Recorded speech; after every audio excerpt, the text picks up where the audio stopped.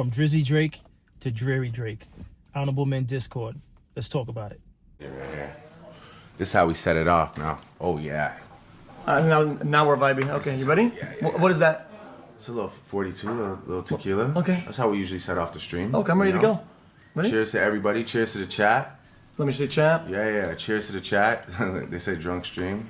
It's always a drunk stream. Okay. I got a drink coming right after this. Shout out to everybody. Shout out to everybody. I guess I should give a little intro. Like, I'm Drake. This is XQC, real streaming legend. Me, I do music, in case you didn't know. I'm here, as you can see, fully intact. Mind, body, and soul, in case you were wondering. Right? Mind, body, and soul. Mind, body, and soul. You need facts to take me out. Fairy tales won't do it. Cheers to everybody. Words live by.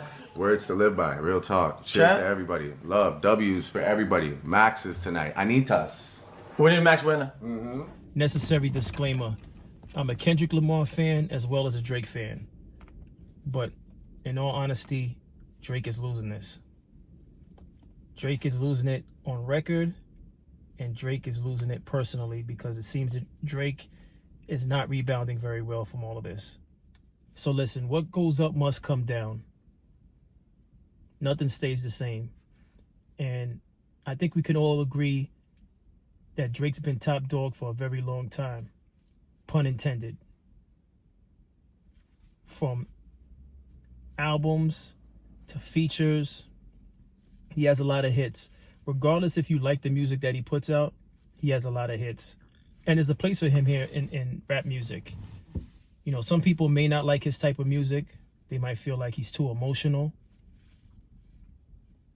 But there's a time and place for his music. Just like there's a time and place for Kendrick Lamar's music. I'm a fan of both artists. I enjoyed the feud that they had back and forth on record. But we all know that Kendrick pretty much won that battle. Now, career-wise, has Kendrick won the battle of careers?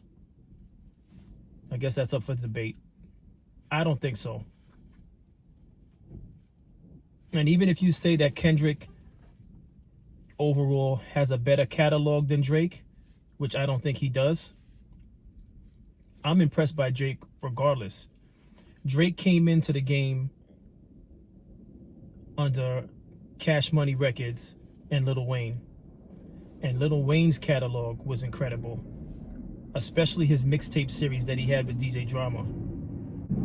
I would have never thought that Drake, as talented as he is, that he would surpass Lil Wayne. Now, even by me saying that, some people may disagree with that. And if you disagree, as always, see me in the comments. We'll talk about it. But Drake has literally surpassed Lil Wayne. And Lil Wayne is still an incredible artist. But Drake has surpassed him. And that usually never happens. Usually when an artist of Lil Wayne's caliber reaches back and brings someone behind them to promote, that artist usually doesn't surpass the person who went on the limb to vouch for them. But Drake, in this current time, is all the way emotional. I think we could all agree on that. I say he's dreary because he's doing his best to, at least for the public image, appear as though he's not dreary. And the reason why I can only assume he's dreary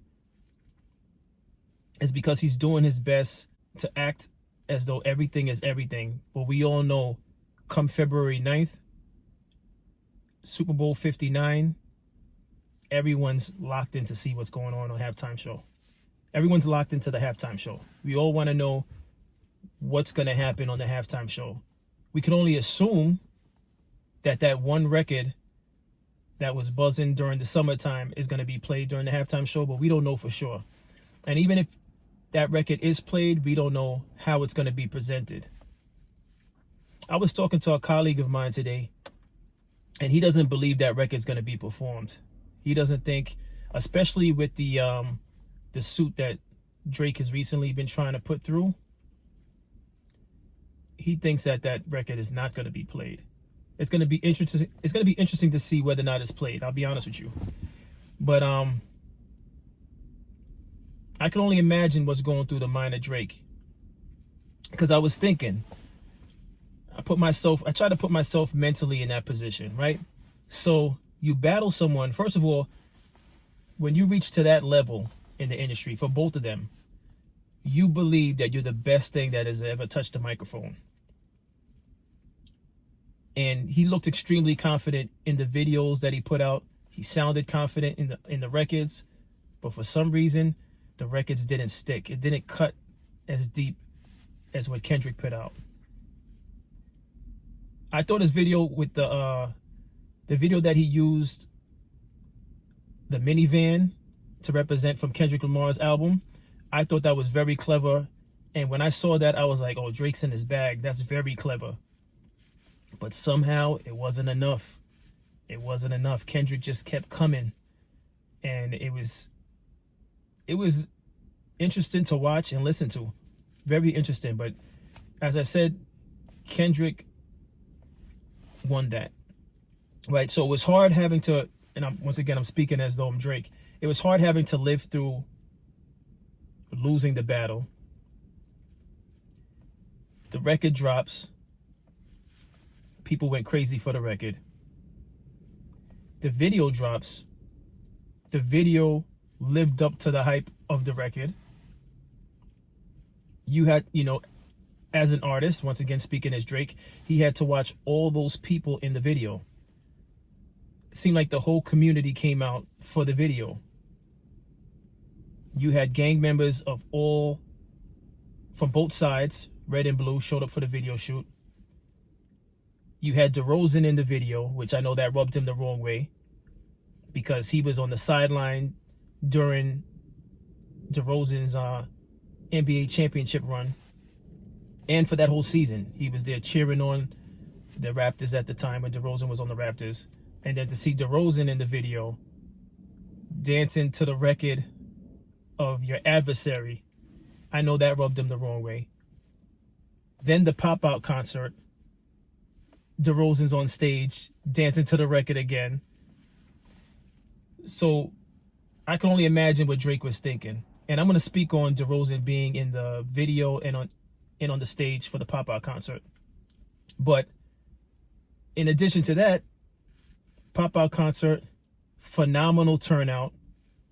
The presentation of the setup was phenomenal. The lighting, everything was phenomenal. I thought it was when I saw it on TV, and I told myself, like, I'm not even one to be at events with large crowds. And I said to myself, if I could have been at a concert, I would have wanted to be at the pop-out concert.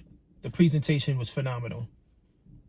Kendrick brought out his A game. Top Dog Entertainment brought out their A game. But back to Drake now. So Drake sees LeBron in the audience for the pop-out concert. And it was just like, how much more do I have to take? DeRozan, I was cheering on DeRozan. DeRozan is supporting this guy. I see LeBron in the crowd.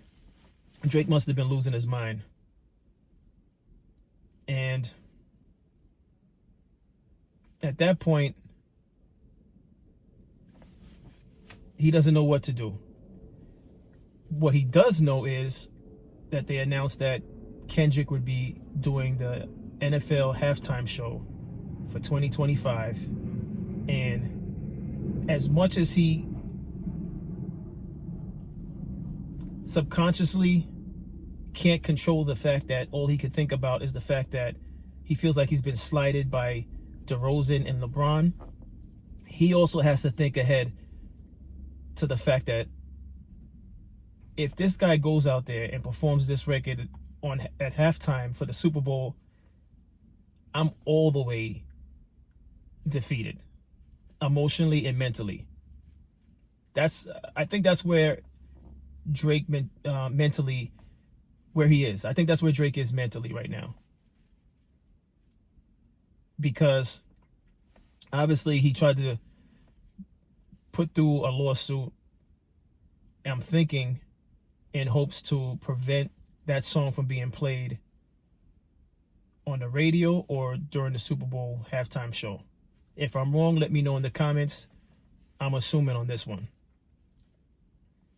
But what we do know is, as far as his friendships is concerned, he feels slighted, right? And before I go into the record that was leaked, right? Fighting Irish, I want to talk about how Drake is handling his relationships with DeRozan and LeBron. And not any one of the relationships, friendships, I should say, relationship, friendship, same thing. Not any one of the friendships in particular. Once again, I'm trying to put myself in the mind state of Drake. As a matter of fact, for this one, I'm gonna put myself in the mind state of just an artist, not Drake, just as an artist. As an artist, because I myself, I consider myself an artist. We have to know that there's a possibility that our friends will like stuff from other people. All right? So Drake needs to understand that there was always a possibility that some of the records that Kendrick put out, DeRozan would like it and LeBron would like it. There's no such thing as just because we're friends, my ear no longer works. That's not how this thing works. That's not how life works. Just because you're friends with someone doesn't mean, and if you're an avid follower of music, you're gonna like records of maybe someone that your friend doesn't get along with. It's just gonna happen. I think what the problem is he looked at it as though, how could you show up and support the video and the concert? Because if Drake is upset with the fact that DeRozan and LeBron actually like the record or records from Kendrick, that's extremely childish. But perfect example. I'm a fan of Nas. That's my favorite rap artist. All right? He's my favorite rap artist. When he was battling Jay-Z and the Takeover dropped, the only thing I could think of is, damn, this record is amazing. How is Nas going to rebound from this? I love that record. As much as it was going at, and he brushed on, actually he didn't, the whole record wasn't about Nas, but he definitely mentioned Nas. I believe he mentioned Mobb Deep also. He mentioned Prodigy from Mobb Deep. And I'm a fan of Mobb Deep also as well. I didn't look at it as though I can't listen to this record because he's going against Nas, he's going against Mobb Deep. As a fan of hip hop, I love the record just the same as any other record that Nas may have put out. Right? So when Takeover dropped, amazing record, undeniable, it was an amazing record. When Ether dropped, I was happy Nas was able to stay afloat because I thought Takeover was going to pretty much bury Nas, but Nas survived. So I say that to say this. Drake shouldn't be upset by the fact that DeRozan and LeBron like the Kendrick records. But I could understand why he's upset by their participation in the other things, like showing up to the concert and things like that, being in the video. But Drake needs to take into account that DeRozan, if I'm not mistaken, is from LA. So it's not a stretch to be in the video. He's from LA, so he's proud. He's proud of it. But out of everything, I think where Drake messed up is, if you're really friends with these people, you're supposed to make phone calls. None of this stuff is supposed to turn into some type of like public outburst where allegedly text messages are being released to the public, where you're speaking to someone about LeBron possibly cheating on his wife and stuff like that. That's where it becomes childish, right? Because if they were really your friend like that, you could call their phone and hash it out over the phone, or ask to meet somewhere and hash it out face to face. But this is entertainment. People are going to do what they want to do. That's just how I see it. But in terms of Drake being dreary, I know, and he could act like he's not thinking about this by appearing on people's platforms on social media acting as though everything's everything. He's still on top. You know, it's basically, it's almost as though he's doing PR work for himself. I know, the public knows, the fans knows, the critics know that the only thing on Drake's mind is February 9th, Super Bowl 59. Okay? February 9th, Super Bowl 59. That's the only thing on Drake's mind. And as far as the Fighting Irish song, I heard it for the first time last night, and I can't say the production was anything worth talking about, but when I looked at the lyrics, I was impressed by the wordplay. But Drake always has good wordplay, so I was impressed by the wordplay. It sounds emotional. I think everyone could agree that it sounds emotional. But again, Drake's built a career off of his emotions. And I'm not going to sit here and bash him for that, because it's what I appreciated him. I appreciated him for that, is making the songs about his emotion, whether it's about his relationships and stuff like that. You either love or hate him. All right. You either love or hate that he talks about his relationships and he's emotional. That's who he is. I appreciate the variety of having Drake in hip hop, because let's be honest, it's turning into like the drill takeover. Everyone's gangster. Everyone's is ready to clap you at you know. That's where the music is shifting to. That's where it's at. You know, unfortunately, that's where it's at.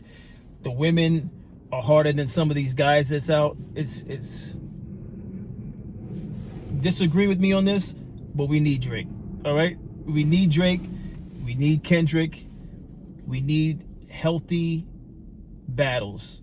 All right, I really enjoyed when they were going back and forth. What Drake needs to do, and if this video should ever be watched by Drake, he needs to do what Kanye West did when Kanye went to Wyoming and just pretty much shut the world out. All right, or when he was working on Donda, I believe he was in like some type of arena and he was in like some locker room. He just shut the world out and worked on music. Drake needs to stop going on social media platforms and acting as though everything's all right. Everything's not all right, and it's okay that everything's not all right. You're human.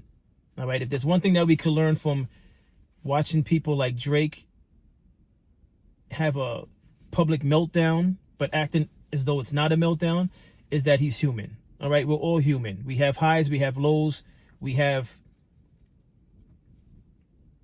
our feelings get hurt. All right, let's be honest, our feelings get hurt. Men don't admit that their feelings get hurt, but let's be honest. I think what people, particularly men, hate about Drake is the fact that he shows the emotional side that many of us keep tucked away. Guys, if you hate me for saying that, I'll see you in the comments. But many of us have emotional breakdowns, but we don't show it to the public. And I'm not saying we're supposed to show it to the public. I'm not saying we're supposed to show it to our loved ones. I'm not saying any of that, but it exists. So Drake exists by displaying what some men feel, but never say outwardly or express outwardly. That's my take on it. From Drizzy Drake to Dreary Drake, either way, I'm still a fan. I'm still a supporter. I'm still a supporter of Kendrick Lamar. I look forward to the Super Bowl, not just for the halftime show, but I love football also. So I'm looking forward to seeing whatever two teams make it. And I'm locked in. Either way, I'm locked in. Drake, if you ever see this video, do yourself a favor. Find someplace obscure. Tune the world out and just make the music I know you can make. You're an excellent artist, a phenomenal artist. And I look forward to hearing whatever you come up with. And as always, I appreciate all of you for tuning in. Like, share, and see you next video.